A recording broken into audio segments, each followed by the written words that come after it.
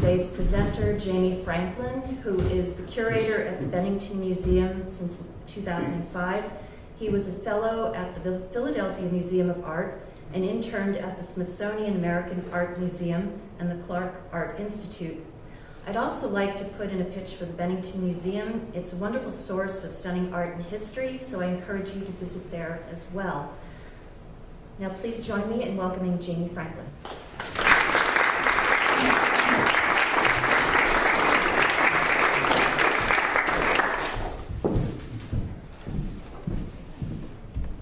Thank you, Gloria and Ted, for inviting me to speak tonight. Give a little bit of background. As Gloria said, my name is Jamie Franklin. I'm the curator at the Bennington Museum. I've been there now since 2005. And this talk is based on an exhibition that I organized just last spring called 3 Vermont Impressionists. And in the course of my time here in Vermont, I'm often approached by people who have connections to artists, whether they're descendants or collectors, or people who are just familiar with work and bring it to my attention. And over the course of, I'd say about 5 years before the exhibition came into being, I became familiar with 3 little-known artists who were active here in southern Vermont during the first half of the 20th century. And eventually, over the course of finding out about them and thinking about them and thinking about ways of presenting their work to a larger public, I came up with the idea of just bringing them together. And the idea was that they would really help highlight the role that Impressionism played in kind of the cultural landscape here in southern Vermont. And as well as, we did produce a catalog for the exhibition. It's still available at the museum, 3 Vermont Impressionists. And I wrote an introduction for the catalog, which basically looks at how Impressionism made it from France, where it originated in the 1870s, to Vermont by the late 19th century, and really blossomed to become kind of the approach that the vast majority of landscape painters use to depict the southern Green Mountains throughout the first half of the 20th century, and really continue to this day. I don't think that we could really ask for a better venue to address this topic. We're surrounded by modern day examples of artists who are using similar techniques.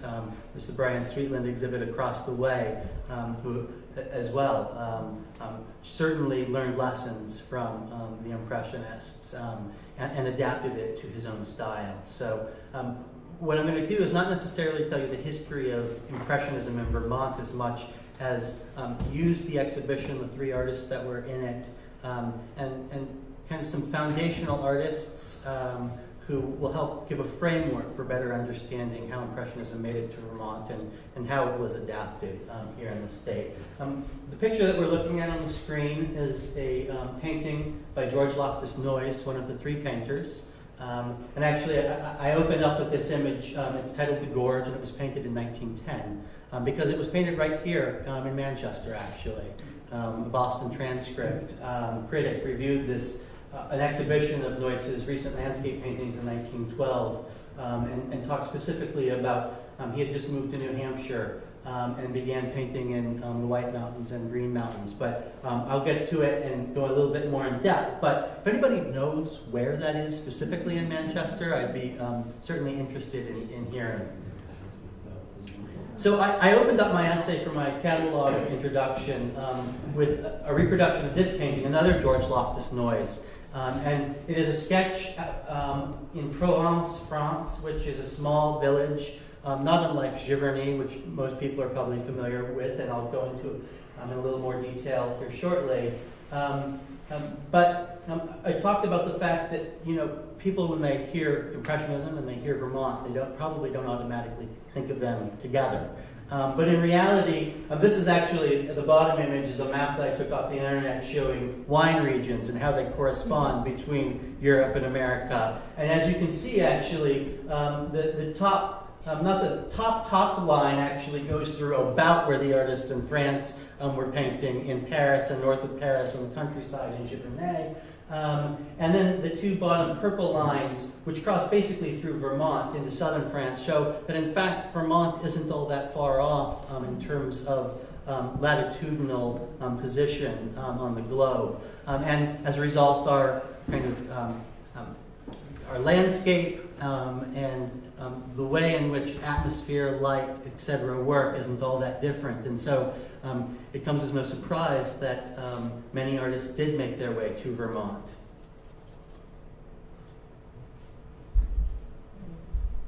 The image on your right is a painting titled Roman Girl by William Morris Hunt.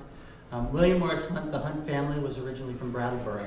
And Hunt is the first of two figures who are natives of Vermont who really played an incredibly crucial role in bringing progressive French painting to the United States in the second half of the 19th century. Hunt went over as a young man to study painting in Europe. In the early 1850s, he began studying with Jean-François Millet, who's one of the leading artists of the Barbizon School, who were painting in the forest of Fontainebleau outside of Paris. And really pioneering a new approach to painting in terms of both subject matter and in the way they actually depicted the subject matter. Probably better known for landscape paintings, but I did include this image on the left, which is a painting titled Reverie by Jean-Baptiste Camille Corot, who was another of Hunt's friends there in the Barbizon region of France. And actually, this was painted just a few years before Roman Girl, and it's undoubted that Hunt would have been familiar with his friend's work, seen examples of it, and been influenced.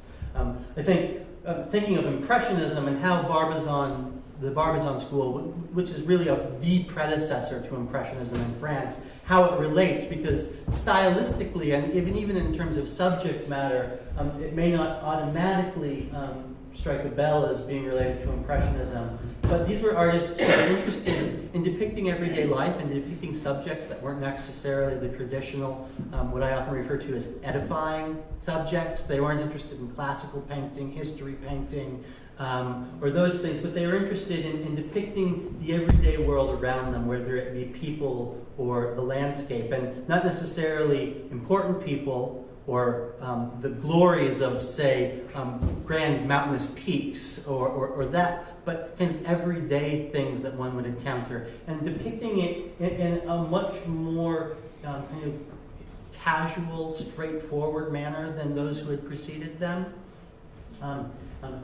Hunt ended up coming back to the United States and being an incredibly important teacher, and really influenced a whole generation of painters in Boston. And really kind of paved the way for Impressionism in New England in particular, in Boston especially. But it wasn't just his role as a teacher. He also remained strong relationships with Millet and was the first owner of this very famous painting, The Sower, which it was through him that it ended up coming to the MFA and being one of the first Barbizon pictures to enter a collection in an American museum. And so it was through both his role as a teacher and as a collector and a promoter and champion of his friends in France that the American public, and particularly Bostonians, became familiar with progressive painting in the second half of the 19th century. Here's another pairing to just show you some of the relationships. The painting in the upper left is an interior forest scene in Barbizon by one of the prominent members of the Barbizon School, Narcisse Virgile Diaz de la Peña. It was painted in 1867 and is currently in the collection of the National Gallery of Scotland. And on the right is another painting from our collection. We have, I often say, the largest collection of Hunt's work outside of the MFA. It is another interior scene, probably painted in eastern Massachusetts, where he was living in the early 1870s to mid-1870s. Again, not a magnificent, monumental type of scene, but a poetic interpretation of a woodland interior, the dappled light. Not interested in depicting fine detail, not painting individual leaves or the kind of subtle details of the bark or whatnot, but really trying to convey an overall atmosphere. And again, this ties in to Impressionism and its goals and kind of those elements that we use to define it today. Another Hunt painting, maybe my favorite in our collection, it's on the banks of the St. Johns River in Florida. It's actually a place that he went to vacation, and he had ill health, he was recuperating, painted in the mid-1870s. I mean, here I think you can start to really see the direct relationship between his kind of roots in the Barbizon school and the way in which he transitioned into what we understand as Impressionism. Focusing on kind of the relationships between light, color, and atmosphere. This is a little bit more monochromatic than the Impressionist painters. The Impressionists were really renowned for their use of bright kind of colors straight out of the tube and mixing them directly on the canvas to create really resonant relationships and mixing in the eye instead of on the palette, which is a development that came out of technological innovations, the development of new colors, the development of painted tube, and another defining factor of both the Barbizon school and how it kind of led the way to Impressionism was plein air painting, the painting out of doors. With the advent of paint tubes in the 1870s, right at the time that this was painted, artists were able to bring paint straight out into the field, dab them right onto their palette, and go at it. And these are all factors that kind of led to the development of Impressionism as we know it. This is kind of the touchstone for Impressionism, Impression Sunrise by Claude Monet, painted in 1872 and exhibited that year in the first Impressionist exhibition. Monet came to be the iconic Impressionist painter in the United States. Of course, there were a number of other prominent artists, names who we're familiar with, Auguste Renoir, Pissarro, Sicily, and I could go on, but it was Monet who really was embraced by the American public and became kind of what Impressionism came to be known as in America. And I think he kind of still is the standard bearer. Using this painting as an example, you can see many of those same things that we saw in that Hunt prior, looking at the ways in which color, light, and atmosphere interact, and interested in depicting very specific moments in time. Of course, Monet is famous for his pictures of the same subject matter at different times of day and in different seasons of the year, to look at the ways in which light and atmosphere affected the way in which the scene looked to us. Another Monet, talking about kind of his iconic role in defining Impressionism in America. This was the first Impressionist painting to come to the United States, and it's actually now in a Vermont collection. It was brought to Vermont, or it was brought to the United States, I should say, by Electra Havemeyer Webb's parents. They were the earliest Americans to really actively collect Impressionism. They're in France in the 1870s and buying these paintings off of the walls of exhibits shortly after they had been painted. And this is one of 20 paintings that Electra Havemeyer Webb inherited and is now in the collection of the Shelburne Museum. This is a drawbridge in Amsterdam painted in 1874.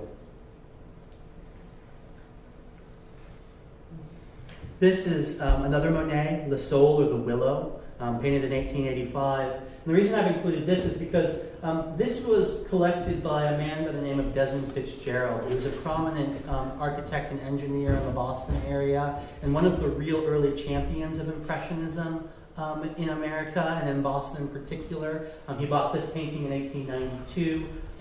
He helped organize exhibitions and write catalog entries on Monet. He visited Monet in France, became friends with him, and he ended up becoming a patron of a Vermont artist, Arthur Wilder, who we'll look at again. But again, one of the key players to help introduce Impressionism, and Monet in particular, to America. And we'll see this painting again in comparison to a George Loftus Noyes. Another Monet. It's always nice to look at Monets. This is Cliffs of the Petite Dalle by Monet from 1880. And this was the first painting by Monet to enter an American Museum collection. the MFA in Boston, not surprisingly, in 1906. There was Desmond Fitzgerald wrote an essay for a Monet exhibition in Boston at the Copley Society in 1905, and he said there were too many Monets in Boston to fit into the exhibition, so he had to be selective. I mean, it gives you a sense of just how popular he was. He was more popular in America in the late 19th and early 20th century than he was in his own home country. But Monet, if we use Monet as kind of the basis on which we understand Impressionism, I think we get a somewhat stilted picture of what Impressionism was. If we try to define Impressionism, and I've gone on about some of the points already about their use of pure color, the depiction of bright sunlight, atmosphere, light, common everyday subject matter. But there were a number of artists who were part of the original Impressionists. In the top left, we see a painting by Auguste Renoir near the water, painted in 1880, currently in the Art Institute of Chicago. In the middle, a painting by Mary Cassatt, the only American that was part of the original Impressionist group. A baby reaching for an apple, painted in 1893, now in the collection of the Virginia Museum of Fine Arts. And in the upper right, Four Dancers by Edgar Degas, painted around 1899 and now in the National Gallery in Washington. These are all three artists that didn't dissolve form in quite the same way that Monet is. And we kind of think of it as Impressionism. If you just close your eyes and imagine it, it's this kind of dissolution of form that you see in so many of Monet's paintings. But a lot of Impressionists were very keen in holding on to the kind of traditional academic practices of one-point perspective in conveying space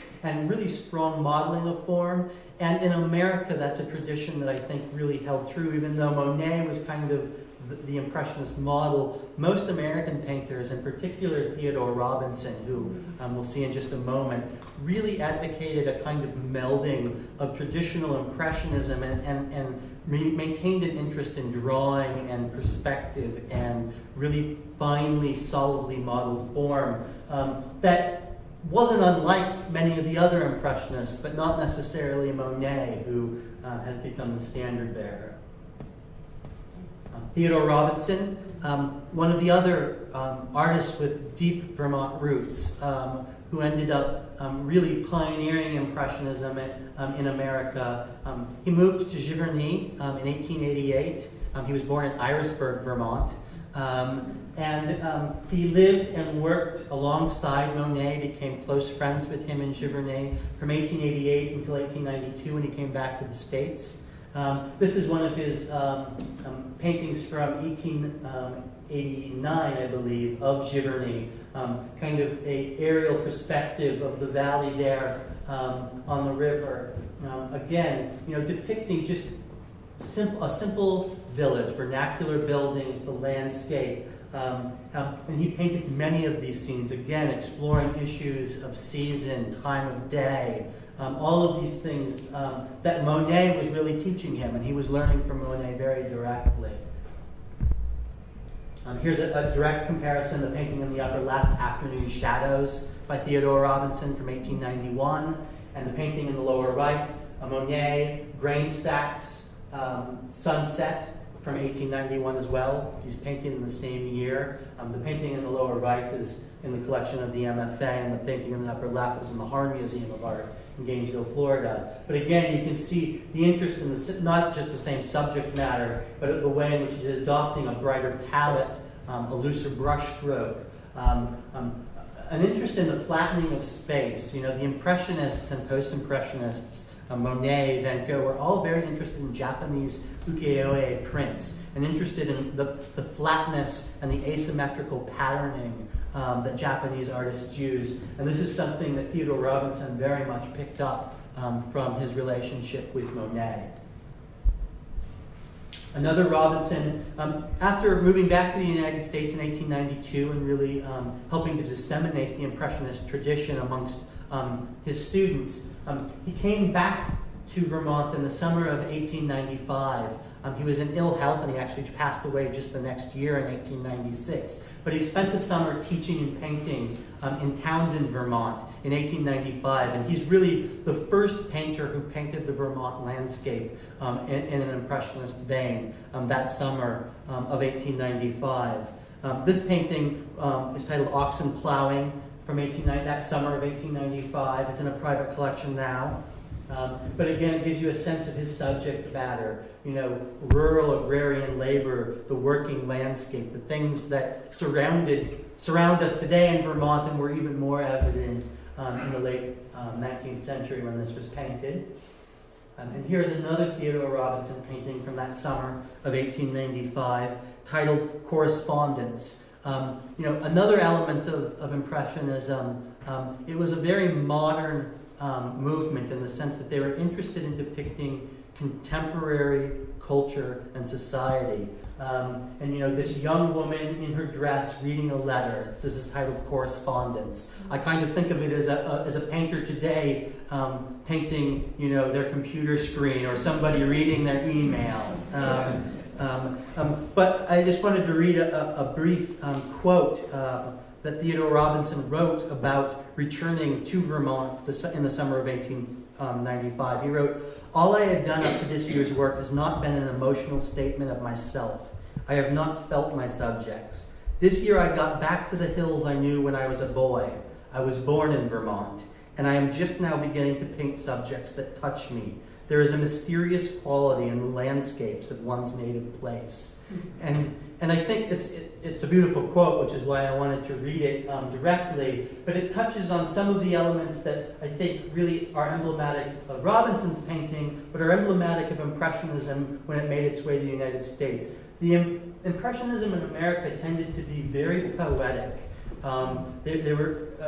They tended to paint very beautiful, subdued, lyrical scenes and paint them in a very subtle lyrical way, using a pastel palette, soft light, and subjects that verged on the feminine.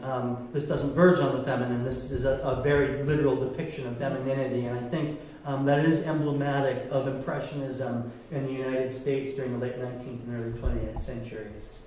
I'll point out the little cat there. He wrote a little anecdote about this. He says they gave it catnip so that it would stay around. But he did paint the landscape plein air, but he actually used photography. Many late 19th century painters, including the Impressionists, Degas, Monet, they were all interested in experimenting with photography and using it as a tool in their creative process. I think, up until even just recently, the last couple of decades, it was kind of felt to be kind of gauche to admit that an artist would use photography, but many important painters, including many, if not most, of the Impressionists, were very interested in the technology of photography and how it could aid them. And so Theodore Robinson in particular would use photographs for his figural studies. He would paint the landscapes outdoors, but then he would take photographs and use those for his figurative studies and kind of synthesize his plein air studies with his photographic studies in the studio. This is a painting by an artist named William de Leftwich Dodge. And this actually depicts Frederick MacMonnies' garden in Giverny. MacMonnies was another of the American expats who traveled to France in the late 19th century, basically to be in Giverny with Monet, because he was the artist that everybody wanted to learn from and be connected with, at least the Americans. Monet was notoriously, shy isn't the right word, but reclusive, because there were so many artists coming to Giverny to study with him or kind of feel his aura or presence. MacMonnies, Robinson became friends. MacMonnies was there teaching classes. He had many young American women who were coming to Paris to study with him. Probably best known as MacMonnies, that is, as a sculptor, but had a very prolific and successful career as a portrait painter right around the turn of the 20th century. This painting probably dates from around 1901, which is the summer that William McMonnies painted this portrait. This is one of the masterpieces of the Bennington Museum's collection. This is a painting of May Sidham Palmer, who was one of McMonnies' students. And this was painted in the summer of 1901. And she's actually standing in the alleyway to Monet's boat launch in Giverny in this painting. Interesting story. So McMonnies painted this portrait of Palmer in the summer of 1901. I think she wasn't all that satisfied with it. She had strong connections to Bennington. Her family was connected to Albany and Troy. Her husband was a politician. And during that period, many people connected to the Albany and Troy area summered in Old Bennington. It was kind of a cultural phenomenon of the period. And so she actually invited McMonnies to spend the summer in Bennington, which he did in the summer of 1902. And he actually repainted her gown. We know that the gown that she was wearing when he originally painted this was gold. Ooh. It's going to go back. There we go. Sorry. I think it might have been that one. I'm guessing that was the gown that May was actually wearing originally. Decided she didn't like it, and so she had him repaint the gown in Bennington in 1902. And so we kind of consider this one of the great Impressionist masterpieces, at least finished in Vermont. One of the next artists who really pioneered Impressionism in Vermont and created a large body of work here was Willard Metcalf. Metcalf was one of the original members of the Group of 10, which was a loosely affiliated group of artists that were painting in the Impressionist style. Included Childe Hassam, Julian Alden Weir, Edmund Tarbell, the list goes on. But starting around 1909, he started having strong ties to the Cornish colony in Cornish, New Hampshire, which of course is just over the Connecticut River from Vermont. And he painted a large body of pictures in Cornish and just over the border in Vermont between about 1909 and his death in 1924. This painting is titled Cornish Hills from 1911. It's actually in a private collection in Seattle, which is where I grew up. And so I actually know this painting in person. It's an exquisite and a really great example of Metcalf's painting from Vermont. This may actually be New Hampshire, but it gives you a sense of what he was doing. Again, you see this kind of sense of flattening with the high horizon line, a very strong interest in asymmetrical design and in composition, the way in which that foreground area of snow. And this is also highlights a particularly interesting aspect of Impressionism in Vermont. So there were many artists like Metcalf who went and formed somewhat of colonies all throughout New England. There were colonies on Cape Cod, on the North Shore of Boston, in near Gloucester, on the Connecticut shore, but most of those were summer colonies. In Vermont, it seems that many artists came here during the winter. I know that a lot of artists that come to Vermont to paint in the summer complain that it's too green. I think that might have been part of the problem, but I think the beauty of snow on the landscape was a real strong attraction, and so there seems to be a preponderance of artists working in the Impressionist tradition that came to Vermont particularly during the winter, or certainly during late fall, winter, and early spring, which is basically the only time of year that Metcalf painted in Vermont, which is interesting. How large is that painting? This painting, I don't have the dimensions. This is one of, these would probably all be considered some of his major exhibition paintings. It probably measures somewhere in the range of 36 by 42, somewhere in that range. That may not be exact, but it's probably pretty close. Here's another of Metcalf's early Vermont pictures. This is called The Mill, painted probably at Brockway's Mills, which is on the north end of the town of Rockingham, about 20 miles south of Cornish.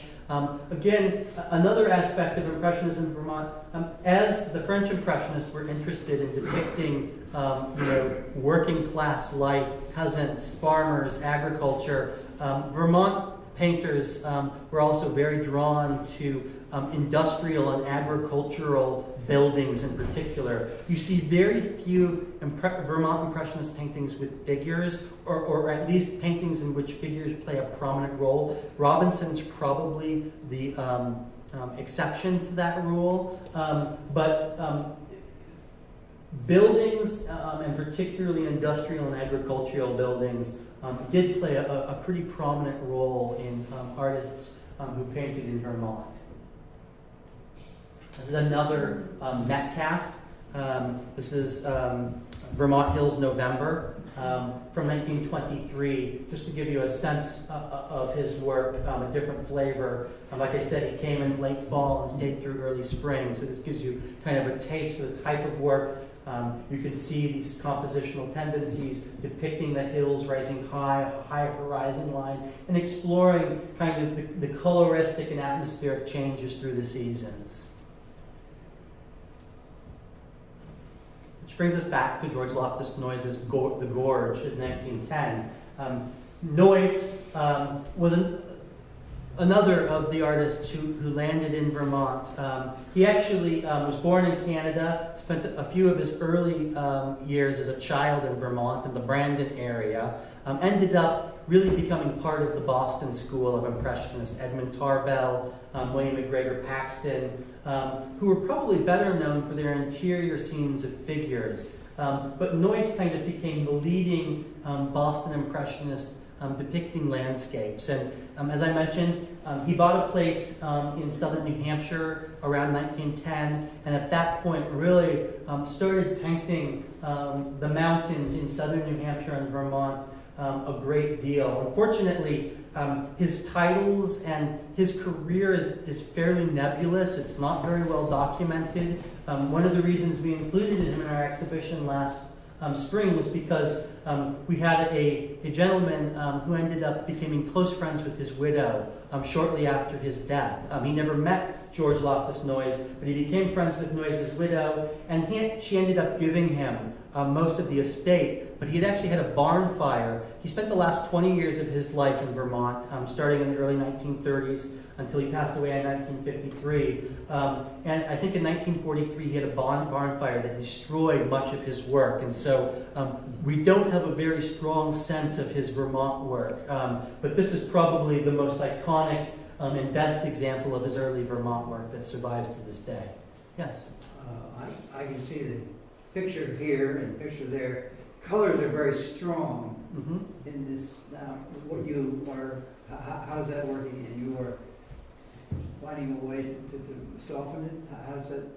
In other words, the laptop's much richer than the well, that's the dangers of digital projection. I actually gave a brief presentation at the museum for our annual members dinner last week, and we recently received a gift of a Jules Olitsky painting, which is an abstract painter that was teaching at Bennington College, and his work is all about color. And the image looked beautiful on my screen, but when you projected it, it looked red and it was really orange. So don't necessarily trust the colors on the screen. It's not because it's just almost impossible to get them right. But this gives you a sense. I mean, his palette was kind of a pastel-y, violet, soft, and not always, but particularly in this painting, and you'll see a number of other paintings that are similar. But it probably is a shade darker, stronger, and richer than what you're seeing on the screen. The projector usually always kind of dulls things out a little bit. So if you can see my computer screen, trust it more for color. Here's a pairing to show and illustrate a point that I think is important. The painting in the upper left is another Metcalf. It's Gloucester Harbor, painted in 1895, now in the Mead Art Museum in Amherst. And the painting in the lower right is another Noyes, the Yellow Shed from Banner Hill, which is another image of Gloucester Harbor from 1920. Like Metcalf spent much of the rest of the year painting on the Connecticut coast, near Lyme, Connecticut, in that area. And Noyes spent much of his summers painting near Gloucester. He had a summer cottage right on Annisquam, and so he painted these scenes during the summer and usually came to Vermont during around the same time of the year as Metcalfe did, during the spring, winter, and fall. And this was a practice that was pretty common amongst the artists who painted in Vermont. Those who didn't live here would often, they would move around New England and be in their favorite place during a particular time of year. And Noyce and Metcalfe are both excellent examples of that, painting the coast during the summer and Vermont during the winter. Another pairing showing a Willard Metcalfe, again with the gorge, just to show you. I don't know that Noyce and Metcalfe had a direct personal relationship, but Metcalfe was really one of the leading Impressionist painters in America during this period. And I would be surprised if Noyce didn't, he certainly knew his work, and he probably knew him in person, but I can't say that for certain. But you can see, again with Metcalfe, that high horizon line, the way that he plays trees in the foreground, that kind of break up the sense of progression of space backwards. Often you see houses or streams that are kind of the focus of the work there in the foreground, and it's difficult to see, but there are buildings there a little bit further back in the midground there. Again, a spring scene. I think artists were very attracted to kind of the crisp, almost lemon green that you can see in the fall, particularly here, or not fall, but spring here in Vermont. And they were, color was something that they were attracted to, and so that kind of defined what subject matter and time of year really attracted them. And this painting by Metcalfe is Blooming Willows, painted around 1910, and it's in the Philadelphia Museum of Art. This is the earliest noise that was in the exhibition last spring. This is, speaking of the downfalls of digital projection, this is a teeny little oil on mahogany panel. This was painted probably around 1899. It's a sketch at Revere Beach. Again, talking about kind of some of the basic tenets of Impressionism, depicting everyday modern life. This Revere Beach was the first public beach in the United States, just north of Boston, and it's a subject matter that Noyce came back to frequently. He studied painting in France at the Académie Colarossi, which was one of the two schools that most of the progressive American painters went to. It was either the Académie Julienne or the Académie Colarossi. And it was at the Académie Colarossi that Noyce befriended another more famous American artist, Maurice Prendergast. The Prendergast brothers were studying at the Colarossi at the same time as Noyce, and they maintained shared studio spaces in Boston, the Noyce and Prendergast. They painted together, they exhibited together, and this painting by Noyce certainly demonstrates their affinities. This is a classic beach scene. It is Low Tide Beachmont by Prendergast, painted around 1900 to 1905 in the Worcester Art Museum, showing women. Seems like very fancy dresses to be going to the beach with, but this was the fashion in the late 19th and early 20th century. And then here we see Noyce's sketch at Revere Beach at top, and a series of small sketches in almost exactly the same format by Prendergast, which he painted in Paris in 1892 to 1894. So you can see, their similarities in how Noyce was learning from and learning with Prendergast. They were basically perfect contemporaries of one another and close friends, and maintained that relationship back in Boston. In the upper left, we have Spring Along the Water Meadow by Noyce from about 1910. One of Noyce's great subject matters were the marshes just west of Boston. And in the right, we see the Monet again, Le Soul, and you can again see those similarities and see Monet's influence on American painters, and particularly painters in Boston in the early 20th century in terms of the palette, that pastel-y kind of limpid, lucid light, almost crystalline light, the compositional sense with the kind of scrim of trees, the progression, the water kind of filling in the foreground and flattening out the space. All of these parallels kind of demonstrate Monet's influence. Here's another kind of classic noise. This was a painting that was in the exhibition last spring. It's Charles River near Needham from about 1907. Again, just a classic example of his painting, that kind of beautiful light, crystalline light, and the way he was able to capture atmosphere, the loose, almost sketch-like brushwork, all kind of classic Impressionism. Another Noyce. This is New England scene. I don't know if it was painted in Vermont. It very well could have been. It could have also been painted in New Hampshire. But Noyce, like many artists who painted in a largely the Impressionist tradition throughout most of his career, he experimented with post-Impressionism.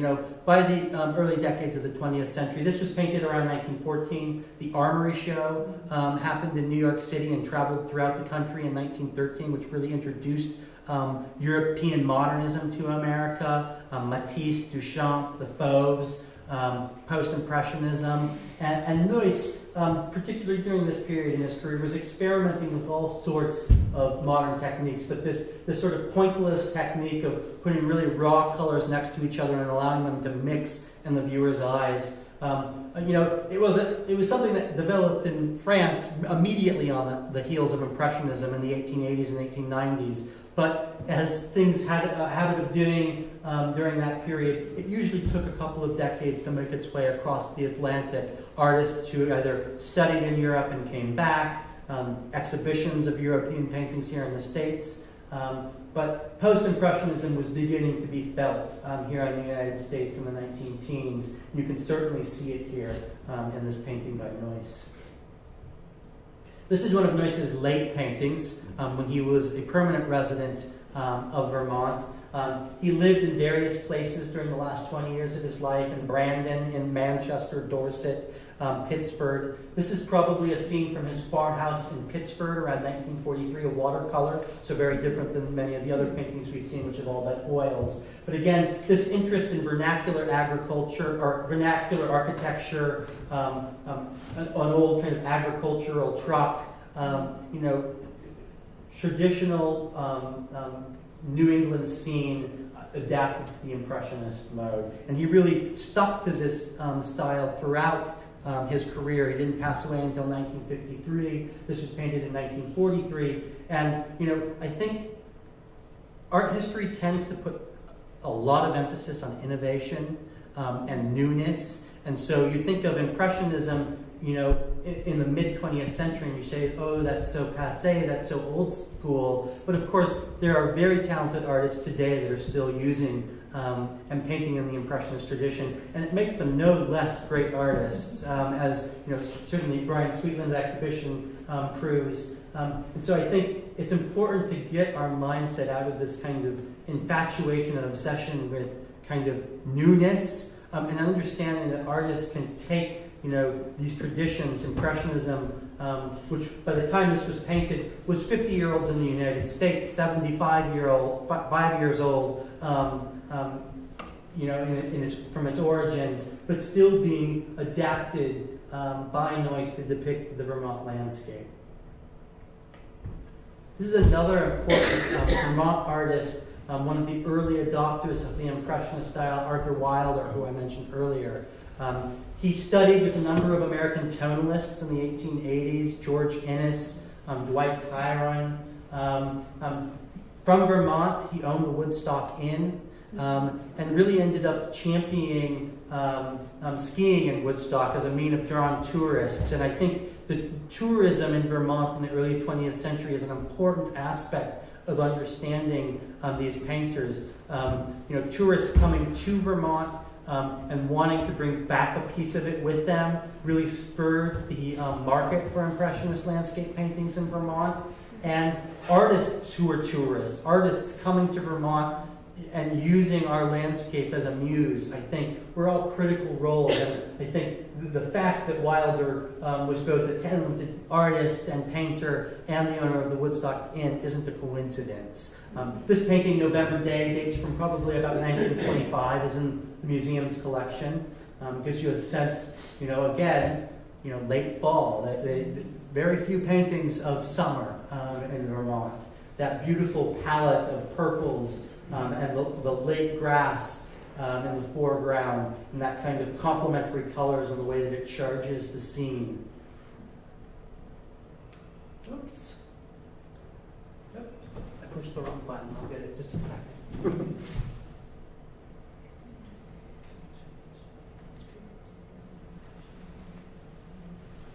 Oops. We'll do an overview real quick.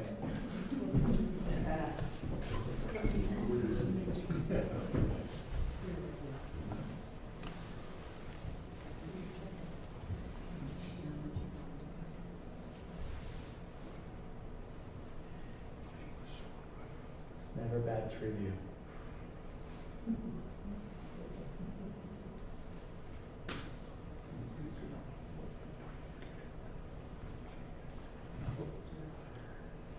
There's another Arthur Wilder. Another subject matter or topic that a lot of landscape painters in Vermont during the early 20th century were attracted to was kind of Vermont's rich history and to historical associations. And the same things that drew the tourist industry. This is not historical per se, though it does depict a historic village, Plymouth. This is the birthplace of Calvin Coolidge, who was, of course, Vermont president. This is titled Coolidge's birthplace, painted in 1924 at Hung Coolidge's office in the White House. It's in our collection now at the Bennington Museum. This sense of history, but again, using the Impressionist style to depict the landscape. Plymouth is just outside of Woodstock, his home. Wilder, most of his landscapes are depictions of the landscape in and around Woodstock. And this is kind of an iconic example of Wilder's work. Another important early Vermont artist who adopted the Impressionist technique was Horace Brown. Brown was close friends with Willard Metcalf. He studied with Metcalf. He lived in Springfield, Vermont, and moved there in 1916 and painted for the next few decades the Vermont landscape. This is Lime Kilns, another painting that depicts kind of Vermont's. It might just look like a straight landscape, but these little structures dotting the landscape, these are all old 19th century lime kilns. Lime was used for all sorts of purposes. You take limestone out of the earth, bake it in a kiln, and crumble it. It can be used as a fertilizer. It can be used in all sorts of purposes. And it was one of Vermont's early industries. And so this, again, I think the lime kilns, or rather the kind of remnants of these structures are almost a way of kind of signifying history and the past. It's almost like a European painter depicting ruins. This is kind of a way of injecting history and tradition into the Vermont landscape in a way. Another painting that really has to be seen in person to be appreciated. It is on view at the museum. So if you want to come and see it, the way that he handled the kind of ominous gray sky, the purples and the hills, and the way he played that against these golden rolling hills, the classic Vermont stone fence in the foreground. Another element of Horace Brown, I'm juxtaposing Brown's painting Weathered Hills of Vermont with another Willard Metcalf, The Sunny Brook from Chester, Vermont, 1923. As I said, they were close friends, painted together, studied together. Or rather, Brown studied with Metcalf. Metcalf was a well-established artist by the early 20s when he and Brown were painting in Vermont. Brown's paintings are almost impossible to appreciate in real life, but the way he applied pigments and subtle colorations, he would paint underlayers of violet that would show through, and you can kind of see that a little bit in the hills here in this picture. But another important thing about Brown is that he ended up becoming a Vermont legislature, and he was one of the people that spearheaded the legislation that banned billboards in Vermont in the 1930s. It was part of a larger movement that he was on the committee for, really to help preserve the kind of rural agrarian aspect of Vermont's landscape. And so, this idea of the kind of uninhabited, pristine landscape is something that comes up again and again in Vermont landscape painting from this period. And I say Vermont landscape painting, but really Vermont painting, because you don't see a lot of paintings from this period. You'll occasionally see painters who are working in a more kind of social realist or regionalist mode in the 1930s. But landscape painting was far and away the most prominent genre in Vermont during this period. And so Brown's role in helping to preserve that is another important contribution to Vermont art history and Vermont history period. This is one of the other painters that was highlighted in our spring exhibition at the museum. And these next two artists are artists that I suspect most of you in the audience have never heard of. Arthur Gibbs Burton was born and raised in Hoosick Falls, which is just on the New York State side of the border from Bennington. He ended up going to Pratt to study art in the late 19th, early 20th century. Lived and worked out of New York City for much of the early 20th century. Ended up studying at the Woodstock School in Woodstock, New York, with John Carlson, who was really an important artist in kind of disseminating the landscape tradition in America, and somebody who played an important role in kind of the evolution of landscape painting, plein air painting, and borrowing many of the traditions of Impressionism and adapting them to the American landscape. This painting, called Jade River, was exhibited at the National Academy of Design in 1932, really one of Burton's masterpieces. Burton moved to the Newfane area. He moved around a little bit, but in that general vicinity, moved there in 1927. He lived there for much of the rest of his life, and became known for his Vermont landscape scenes such as this, which depicts undoubtedly the West River there in southeastern Vermont, in Wyndham County. These are two paintings. These are two artists who were good friends of Burton's and who painted in southern Vermont, and were really kind of two of the more prominent artists who were visitors, who didn't live in Vermont but came here regularly and painted it. In the upper left, we see a painting by Aldro Hibbard. This is Jamaica, Vermont, nestled in the mountains from about 1920. And in the lower right is a painting by Carlson, who also came to Vermont frequently. And it was probably, or very likely, Hibbard and Carlson's connections to Vermont that ended up causing Burton to move here in 1927.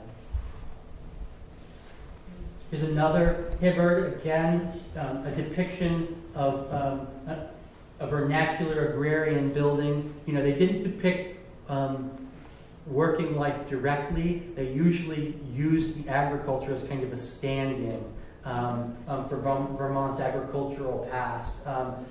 Similar in a way, similar to Luigi Lucioni and the kind of cult of the dilapidated barn, and the way in which the barn, and kind of, it's not a pristine barn, it's being weighed down by the snow, it needs a fresh coat of paint. It's, old Vermont, old New England, interpreted through the Impressionist lens. Again, a winter scene, though he was a year-round resident for most of his life after 1927. Another Burton, Newfane Cedars. You can see a lot of similarities to the work of Metcalf. and noise with the high horizon line, the mountains kind of blocking off their sense of recession, looking down into the valley. I mean, these are kind of it's a formula that I think these artists used because of the nature of the Vermont landscape. We're always kind of, the villages are down in the valley. You can climb up to the hills on one side, look down, get the sense of the mountains on the other side. It's kind of a classic compositional strategy that many artists depicting the Vermont landscape came back to again and again throughout the first half of the 20th century. A few more Burton paintings. These are smaller, probably plein air sketches. Burton usually did graphite sketches and then went back and finished his paintings in the studio. But some of his best work, at least in my opinion, are his plein air sketches. In this painting, in real life, in fact, there's a detail in the catalog. You can actually see the graphite sketch underneath the oil paint. It's a very spontaneous, fresh painting of corn shocks, a beautiful sense of late fall atmosphere. And here again, another beautiful snow scene of the little deer field in Wilmington, Vermont. And finally, we come to Clifford Adams Bayard. We called it Three Vermont Impressionists. Bayard's probably better classified as a post-impressionist, but it didn't make for a catchy title, so we went with Three Vermont Impressionists anyway. But he did certainly, he was pushing the Impressionist tradition in new directions. He was originally from Pittsburgh, studied in Pittsburgh, ended up traveling to Europe frequently throughout the 1920s and 30s, ended up settling permanently in Wilmington, Vermont in 1929 or 28. This painting's from 1942. It depicts his sense of broken color, use of broad brushwork like we see with the Impressionists. A classic Vermont scene, Spring in Dover. This painting in the museum collection. Two more Bayards. The painting in the upper left, Beaver Brook, a scene from his window in Wilmington. And the painting on the right, Fan Tree, another landscape from the Wilmington area in our permanent collection. Both of these were exhibited at one of Bayard's best exhibits in Pittsburgh in 1929. You can almost, I like to compare Bayard to Van Gogh, his use of color and brushwork. If you can see these paintings in person, definitely drawing on post-impressionism in big ways, but tending, like most American artists during this period, to have a greater sense of solidity. They didn't experiment quite as boldly with color and with form. They were always staying true to kind of representational images of the Vermont landscape. They were willing to use really broad brushwork to experiment with color, but they were always capturing a sense of place in their images, it seems. If you see any of these artists' paintings and you go and look at the scene today, you automatically understand that they really absorbed the place and they captured its essence. And I think that was really one of their main goals. A couple of more examples of Bayard's work, just as we begin to come to the end.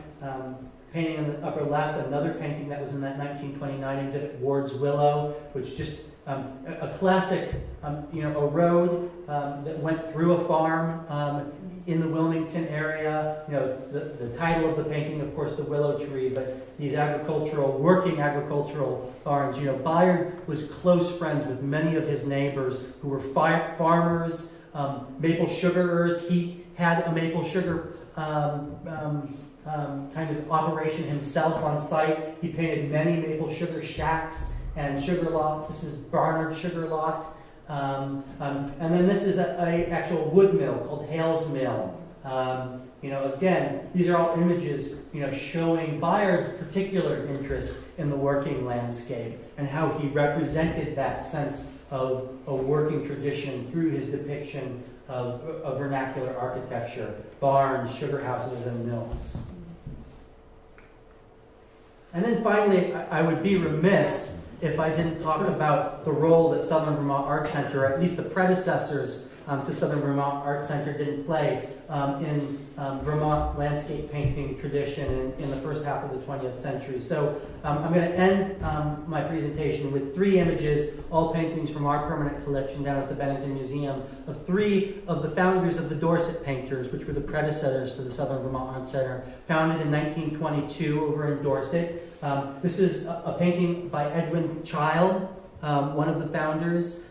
This is the old bridge in Chiselville, which is just outside of Arlington, still standing today. A beautiful example of his work, capturing the roaring river below, the beautiful kind of purple late fall, I'm guessing, landscape in the background. Wallace Weir Fonstock, another founding member of the Dorset artists.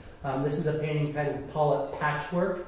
One of the rare summer scenes, a very vibrant, green foliage. But I love the way in which he's taken the geometry of the architecture and juxtaposed it with the organic forms of the landscape. Really one of my favorite of Fonstock's paintings. Again, in our permanent collection, you see the children playing in the brook down below, inserting that sense of human presence. But the painting is really about, I think, that that formal juxtaposition of the architecture with the organic qualities of the landscape. And then finally, Herbert Meyer, another of the Dorset artists. This is titled Dorset Mowing. You see the figure mowing the field in the traditional way with the horses. Again, the agricultural working landscape. An interesting, not necessarily impressionist, but art historical connection. It was Meyer's daughter, Felicia Myers, married Reginald Marsh, who was one of the great regionalist and social realist painters in New York City.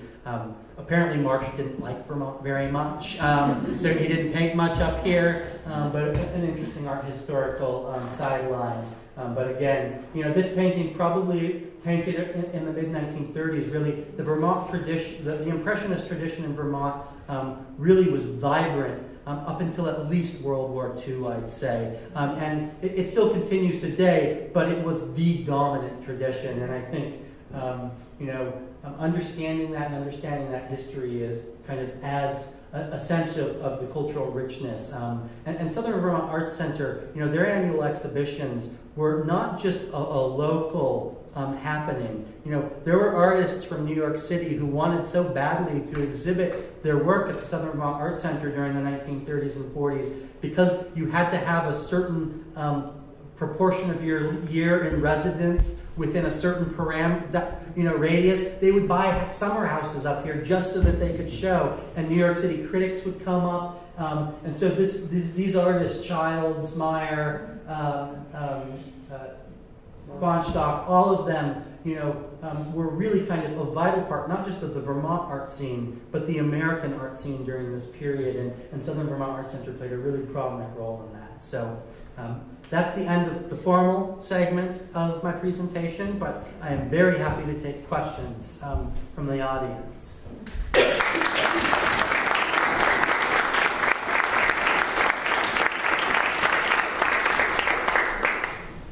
Yes?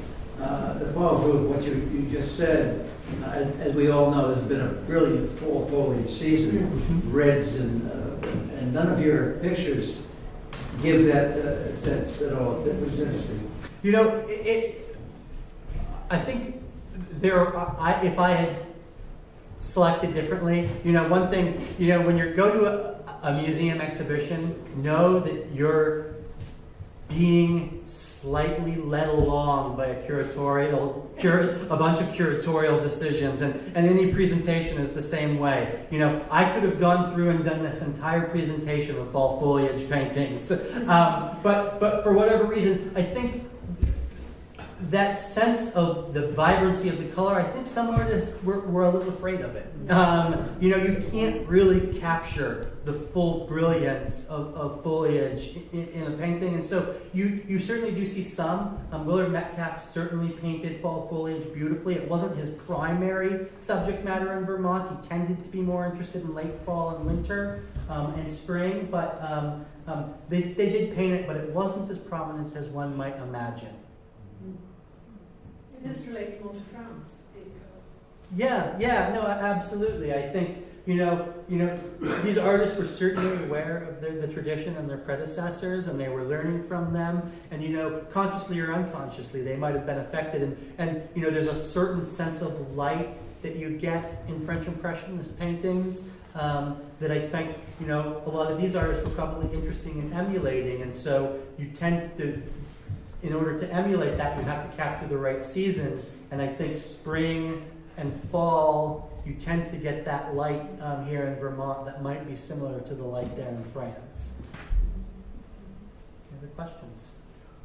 Yes, Angus? I'm interested in your take on the way that the imagery itself, the sort of interest in impressionism in a landscape, changed the actual physical landscape. You mentioned like billboards being outlawed, people coming here to be part of the scene. What do you think are the sort of further children of those viewpoints? Well, I think it's a great question.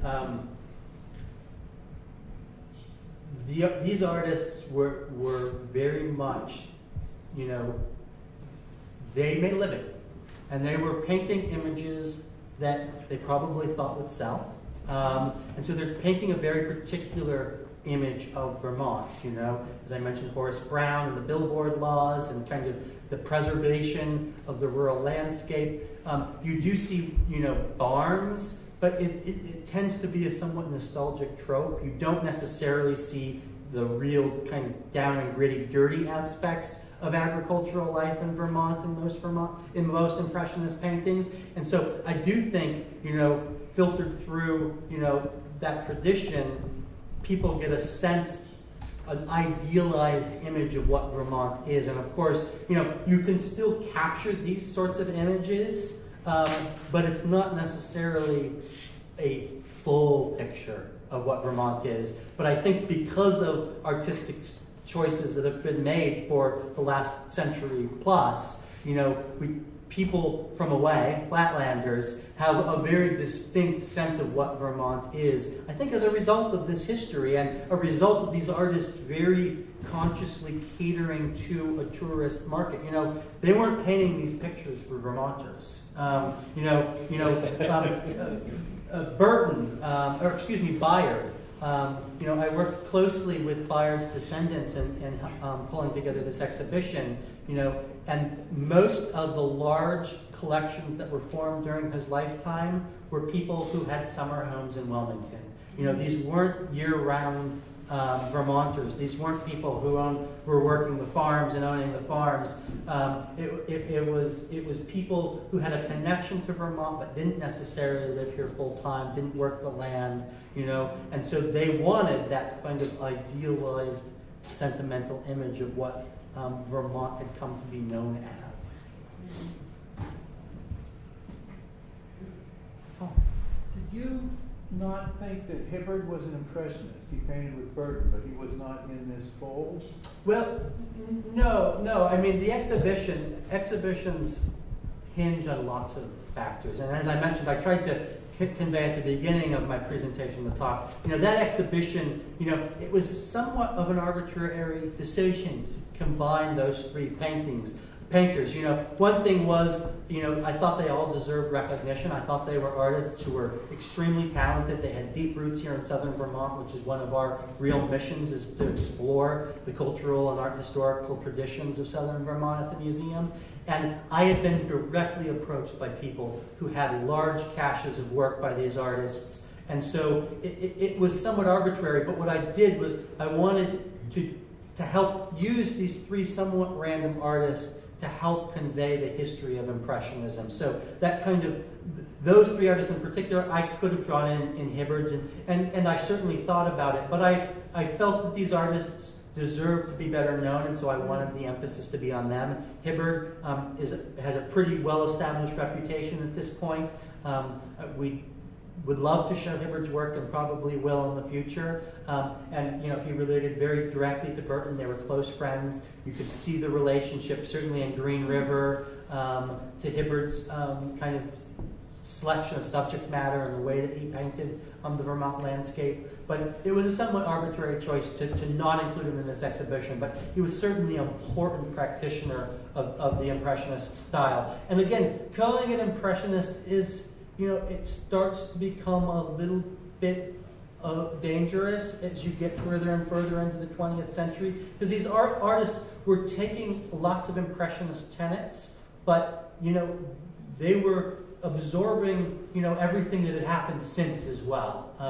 And so Hibbard, like Burton, maybe coming out of Robinson in a way, and this American sense of kind of a strong compositional or very highly structured, a sense of three-dimensional modeling. These were things that Burton and Hibbard very much held on to. So they weren't true Impressionists, but it's a way of kind of understanding a very complex history. Yes? What are you looking to do next? What's on your next exhibition? Well, we have a very active exhibitions cycle at the Bennington Museum. We're going to be doing we are an art and history museum, of course, and so our spring exhibition next year will look at the history of alcohol production, consumption, and regulation in Vermont. And then for our summer and fall major exhibition, it's going to be an exhibition that combines selections from our collection of folk self-taught art from the late 18th century up to the present day, and combining it with a collection of folk and self-taught art from a collector up in Burlington, Greg Blaisdell and Jennifer Koch, who are both artists and collectors, and Greg in particular played a very prominent role in kind of the understanding of contemporary self-taught art in America during the second half of the 20th century. So, and then, if you want to look out really far, Milton Avery is coming in 2016. Yeah, so there's a lot of, nothing to do with Impressionism, but there are always a small selection of, the Wilder of Coolidge's birthplace, the Horace Brown of the lime kilns. There will always be a small selection of early 20th century Vermont Impressionist paintings if you come down and visit us. Any other questions? Does the college have an art collection, and do they relate to you? They do, absolutely, actually. They have a new president, Mariko Silver, and she's been there now this is her first full academic year. And actually, just before she arrived, we instituted a new permanent gallery in the museum, which we titled Bennington Modernism.